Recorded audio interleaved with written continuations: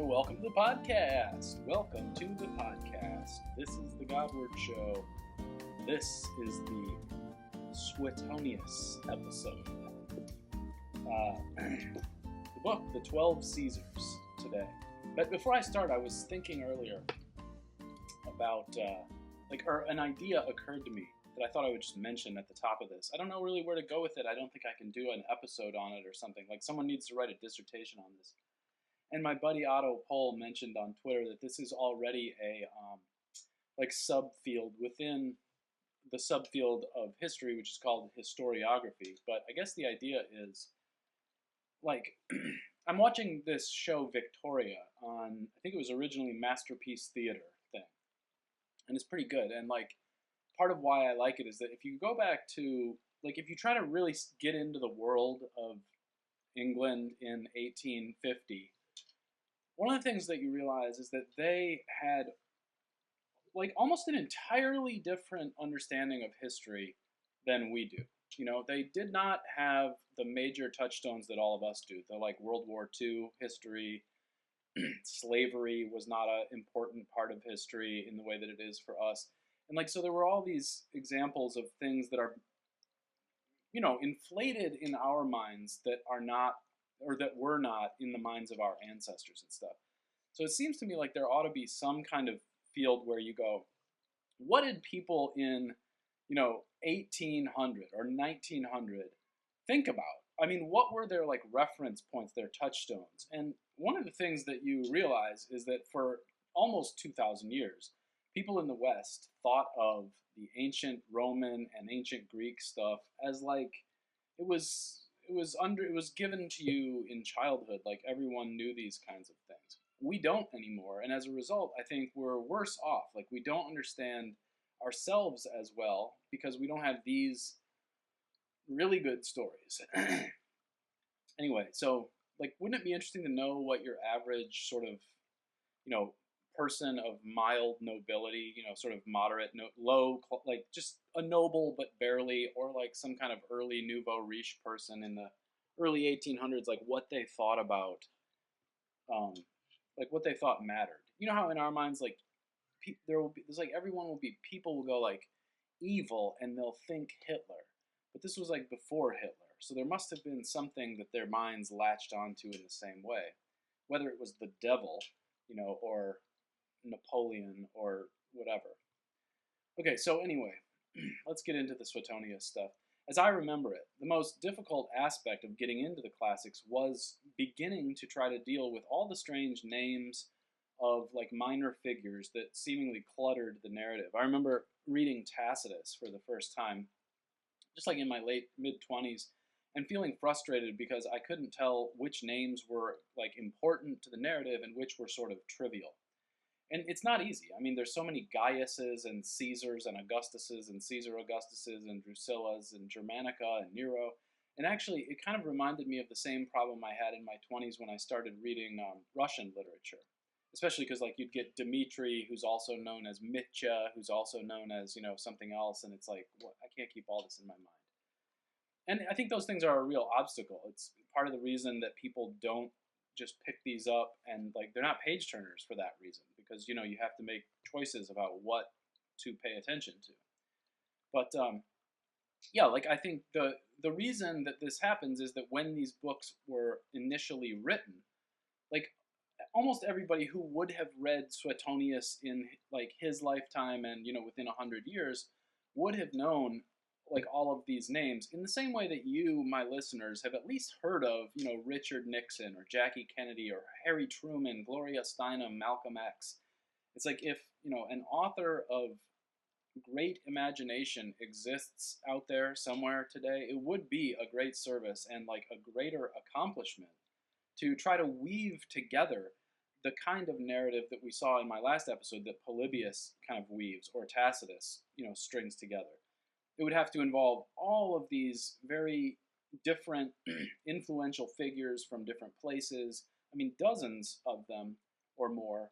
But, if you did it right, you wouldn't have to give the whole history of somebody like a Richard Nixon, because you could depend on your readers to kind of know the general outline of his life.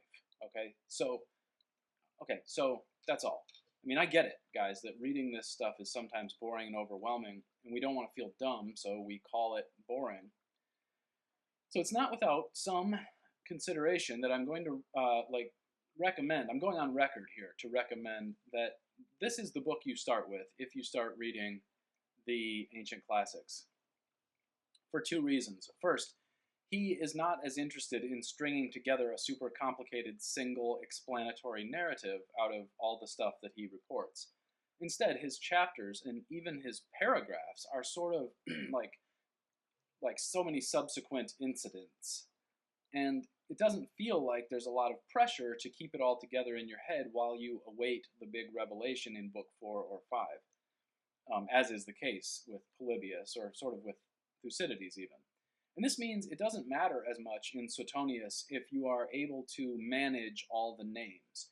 You can almost just substitute some guy, or maybe at most like some senator or governor when you hear a name like Gnaeus Piso.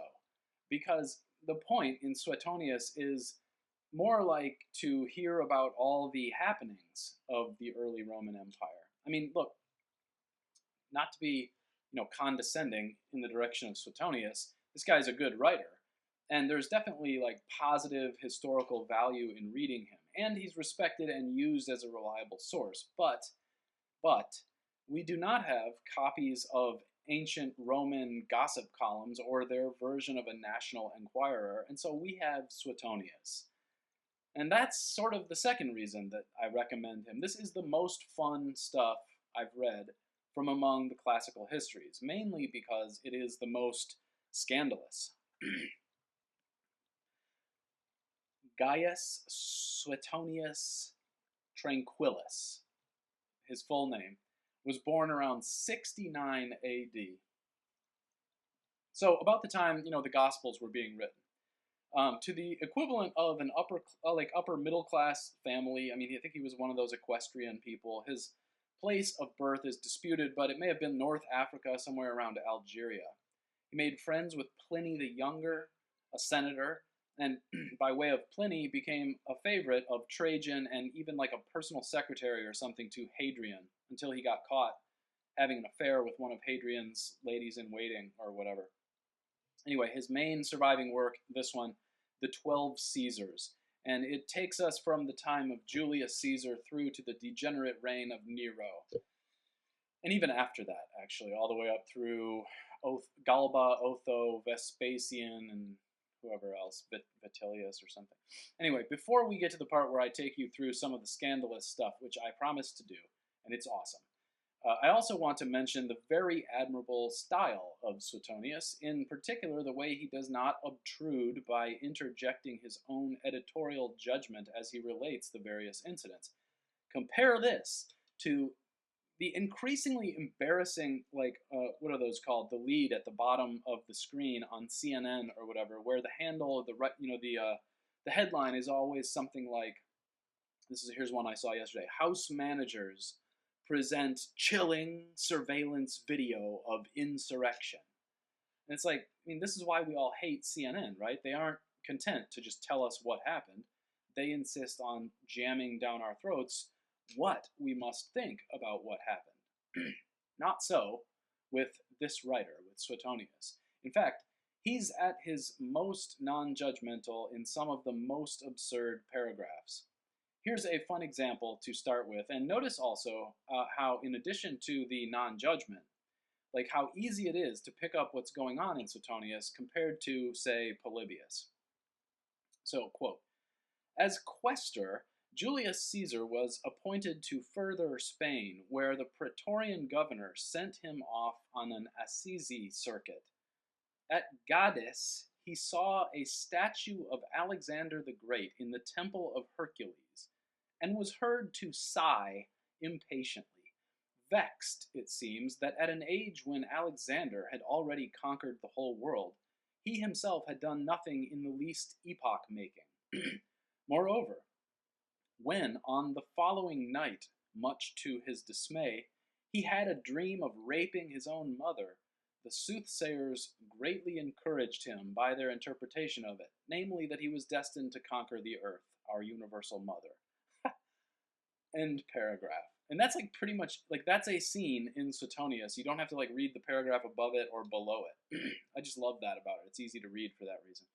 So this kind of superstition, by the way, like dream oracles and so on, seems to have been pretty widely accepted in Rome, even in the time of Julius Caesar, which is pretty interesting to me. It suggests like a certain pre-modern, I don't want to say superstitious, like religious attitude that survived even into the early age of empire in Rome, though it was probably, lingering and sort of on its way out. Another fun example here, as Caesar is standing on the banks of the Rubicon thinking about whether or not he should famously cross it. In that very famous moment, Suetonius reports, quote, "As Caesar stood in two minds, an apparition of superhuman size and beauty was seen sitting on the riverbank playing a reed pipe. A party of shepherds gathered around to listen, and when some of Caesar's men broke ranks to do the same, the apparition snatched a trumpet from one of them, ran down to the river, blew a thunderous blast, and crossed over. Caesar exclaimed, 'Let us accept this as a sign from the gods, and follow where they beckon.'" So that was in 49 BC, to give you some idea of the timeline and like where we are with the gradual dissolution of faith in the Roman gods. Reading all this, as you start to get a feel for all of it, and I mean like the whole big classical world. I mean, first of all, it's tempting to see it all as just a big cycle and to feel that we are almost, like we can almost pinpoint the perfect parallel year that we're in 2021, because there are so many parallels. There are so many relevant passages that feel kind of familiar, at least to an American, I guess. So, for example, like, are we at the year of Nero's reign yet, or at Trajan's, or maybe we're not even an empire yet? Like, people could argue that, I suppose. But it's not so neat as that, I think, really. I wouldn't be surprised, though, if Romans of the first century AD had the same sort of dismissive and condescending attitudes about Romans of the first century BC, that a lot of people in our own empire have about their own great-great-grandparents. They were superstitious, they were not as well educated as us, they were parochial or insular or prejudiced or whatever, right?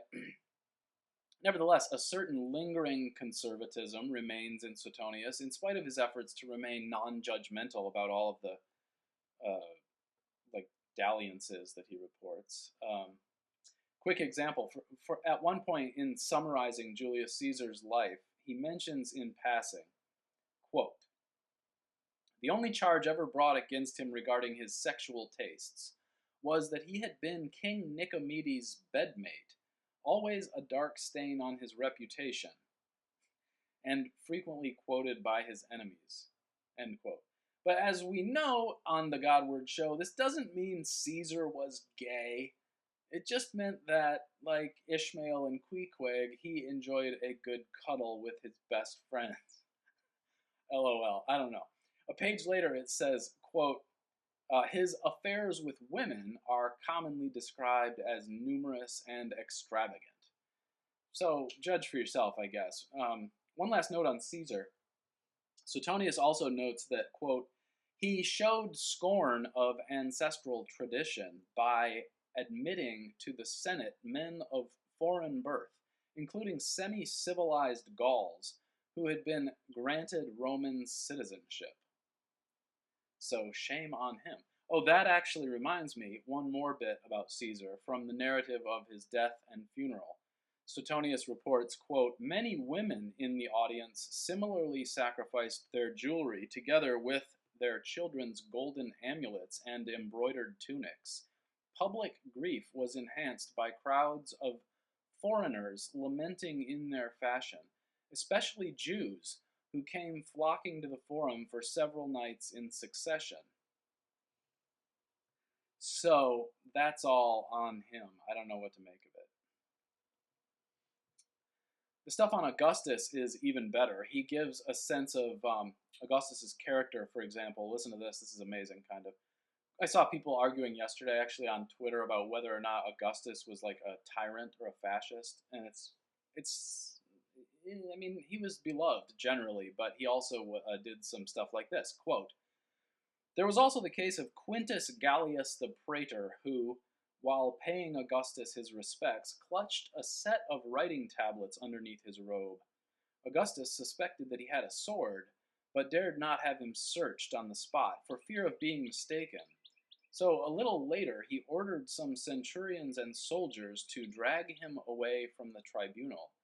Gallius was tortured as if he were a slave, and though he confessed to nothing, Augustus himself tore out his eyes and sentenced him to death. Like, wow, right? I mean, imagine George W. Bush doing the waterboarding himself. That's pretty exciting. Okay. By the way, that is, I mean, really something they don't teach you in 8th grade history class, right? Like Caesar Augustus gouging out a senator's eyes or whatever. And I think for those of you who want to make the claim that Augustus was some kind of a fascist, I mean, it's possible. When he, for example, quote, collected all the copies of Greek and Latin prophetic verse and then, that were current at the time, the work of either anonymous or unsuitable authors, and burned more than 2,000. Augustus also, quote, revived certain obsolescent rites like the augury of safety and the Lupercalia. The idea here seems to be that he was trying to make Rome great again. He also made reform to marriage laws, which apparently weren't totally popular, but these included penalties for failure to marry and rewards for large families. But strung along with so many strange and curious incidents are some observations that I feel are exceedingly relevant. Take this section on Augustus's attitude toward foreigners, for instance. Augustus thought it, this is a quote, Augustus thought it most important not to let the native Roman stock be tainted with foreign or servile blood, and was therefore very unwilling to create new Roman citizens or permit the manumission of more than a limited number of slaves. Once, when Tiberius requested that a Greek dependent of his should be granted citizenship, Augustus wrote back that he could not assent unless the man put in a personal appearance and convinced him that he was worthy of the honor. End quote. Augustus also confined women to the back rows at gladiatorial shows and totally forbade women from witnessing athletic contests. This is all very interesting. But then, a page later, Suetonius is talking about someone bringing a dwarf less than 2 feet tall and weighing 17 pounds to see the emperor. You gotta love this stuff, you guys. It's really interesting and weird, and it keeps your attention for sure. Oh, and speaking of foreigners, in the section on Tiberius, who reigned from 14 to 37 AD, Suetonius reports, quote, Tiberius abolished foreign cults at Rome, particularly the Egyptian and Jewish, forcing all those who had embraced these superstitions to burn their religious vestments and the other accessories. Jews of military age were removed to unhealthy regions on the pretext of drafting them into the army. Those too old or too young to serve, including non-Jews who had adopted similar practices, were expelled from the city and threatened with slavery if they defied the order. Tiberius also banished all astrologers except such as asked his forgiveness and undertook to abandon the art. End quote. By the way, sometimes the more I read this stuff, from Thucydides all the way up through Suetonius, I get this feeling that like the oracles and the astrologers were kind of like pretty close to journalists. Like, no kidding. They were making predictions about things that would happen. And they were like, you know, making it up. They were gossip people. Anyway, just that's a sort of side note here, but that I do get that vibe. Okay, but I gotta say, tongue in cheek, of course, not everything Tiberius did was quite so wise as all that stuff. Listen to the depravity Suetonius describes one page later. Quote, some aspects of Tiberius's criminal obscenity are almost too vile to discuss, much less believe. Imagine training little boys, whom he called his minnows, to chase him while he went swimming and get between his legs to lick and nibble him, or letting babies not yet weaned from their mother's breast suck at his groin instead.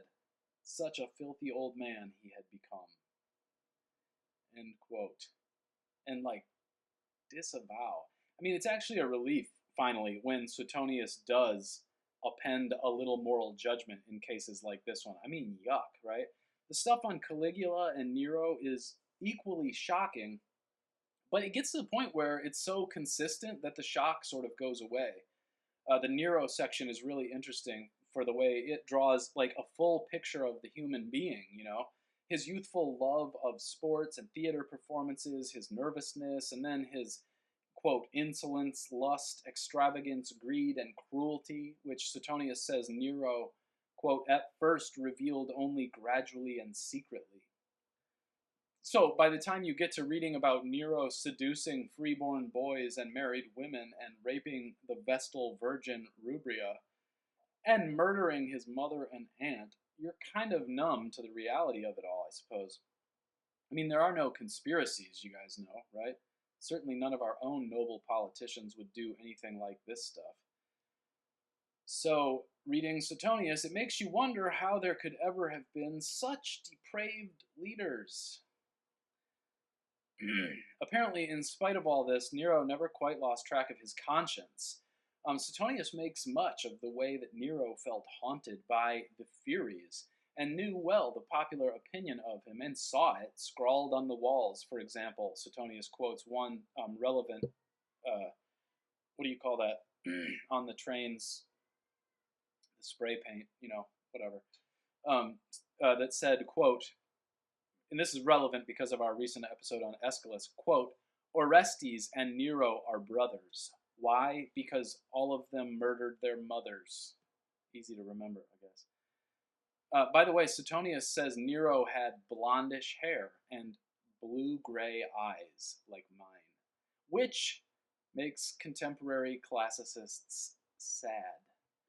Speaking of physiognomy, it's interesting to look at an image of Vitellius, who, like Galba and Otho before him, was emperor for less than a year. It's a pretty funny picture. But also sort of telling, I guess, when you read Suetonius' description of some of Vitellius' inclinations. Quote, his cruelty was such that he would kill or torture anyone at all on the slightest pretext, not excluding noblemen, who had been his fellow students or friends, and whom he lured to court by promises of the highest advancement. One of them, with fever on him, asked for a glass of cold water. Vitellius brought it with his own hands, but added poison. Like, what? This is the emperor doing stuff like this. Again, to me, the value in reading all this kind of stuff is so that you can then appreciate the peace that followed, how much peace, it seems, Christianity really did succeed in bringing into the world. I'm not being naive here. I know crimes still happened and things weren't perfect. And yes, like, Constantius II even made paganism illegal. But the description of Vitellius driving unsuspecting supporters of some of his rivals into the Capitol and then setting fire to burn them all alive, all while he watched their struggles as he banqueted in the mansion looking down on them. I mean, yeah, the Spanish Inquisition was sometimes a little mean, I guess, but it was nothing like this. And by the way, nobody teaches this stuff in schools, so you do actually have to sort of actually search it out and trudge through all this so that you can begin to see what a true moral revolution was needed after this pitiable first century in Rome. And what I'm saying here is, like, I swear, people do not realize that we are living in the afterglow of this very hard-won peace, seemingly given by God to, like, solve the problems of, again, like, a strife-filled classical world. And so, you know, a lot of times people seem to have this idea that you can just, you know, change all the customs, throw out everything old, like nothing matters, who cares, it'll all be good, right? It'll be better. Well, or it could get so much worse, right? Like, that's the point that I think people who are progressive never seem, that, you know, they're just all fiddling with the dials all the time, changing all the rules, and it's like, hey, maybe this ends in kind of total cataclysm for another 1,000 years. Maybe. Again, if you're really up for the study of this period, all of this does eventually start to come together. I mean, it really does. Like, it takes 2 years, I would say, of like read Suetonius, read Tacitus, read Thucydides, read Josephus, and like Plutarch, and you go through those 5 in a year, and by then you'll kind of have the timeline starts to emerge in your head, and you start to understand the difference between, you know, a praetor and a governor and a senator and a and so on, and the emperors. So, for example, Vespasian's rule basically began with the total destruction of Judea. And you can read all about that in Josephus, or watch my episode on Josephus. I hope you will if you haven't. It's like one of my favorites, one of my best, I think. But I may not have had video at that point, so nobody heard it. But listen to this interesting half paragraph from Suetonius on just this scene. It's very interesting. Quote, "An ancient superstition was current in the East that out of Judea would come the rulers of the world. This prediction, as it later proved, referred to Roman emperors, but the Jews, who read it as referring to themselves, rebelled. After murdering their procurator, they routed the consular governor of Syria when he came down to restore order, and captured an eagle. To crush this uprising, the Romans needed a strong army under an energetic commander who could be trusted not to abuse his powers. The choice fell on Vespasian." And so when you read Josephus, it's all about Vespasian and his son Titus sacking Jerusalem and sort of ending it, right? And actually, Suetonius then goes on to refer to Josephus by name. Quote, "A distinguished Jewish prisoner of Vespasian's named Josephus." And by the time we get to Vespasian's son, who shared with him in the glory of the victory in Judea, there does appear to be a little bit of recovery happening, at least among the leaders. Actually among Vespasian and Titus in particular. There seems to have been a lot more, like, kind of moderate moral behavior than you find in their predecessors. I mean, it's like, like, for example, like Caligula and Nero were kind of bottoming out, right? But by the time you get to these guys, I mean, Vespasian and Titus both accomplished real stuff, and when they came back to Rome, they did their best. I mean, they did their best. I think Vespasian was emperor for like 9 years or so. Still, there were a series of catastrophes during Titus's reign, including the eruption of Mount Vesuvius and a fire in Rome that burned for 3 days and nights, plus a terrible outbreak of plague. Which is all really interesting if you read Matthew 24, by the way, where Jesus, I'll try to pull this up so you can read it at least. I'm doing it from memory here. Jesus says something like, actually, you know what? I have right here. I'm still working my way through Latimore's. So let's look at Matthew 24 here real quick, where he's talking about, I mean, of course, now, some people will say Matthew was written like after 70 AD, but really that doesn't make any sense to me. They must have been at least drafting it earlier than that. But yeah, this is the part where Jesus is probably, I mean, this is why I think it was written before 70 AD, and probably this is the prediction of the destruction of the temple. But Jesus says, "See to it that no one leads you astray, for many will come in my name, saying, I am the Christ, and they will lead many astray. You will hear wars and rumors of wars. Be watchful, do not be frightened, for this must be, but the end is not yet. Neither shall rise up against nation and kingdom, nation shall rise up against nation, and kingdom against kingdom, and there shall be famines and earthquakes, place by place. All these things are the beginnings of the agony." And then they will hand you over for persecution and kill you and so on. Kind of interesting because, like, and then you have the big eruption of Vesuvius, you've got a plague, and you've got the destruction of Jerusalem. And it's like, wow, this is right in line with what Jesus reportedly said in 33 AD.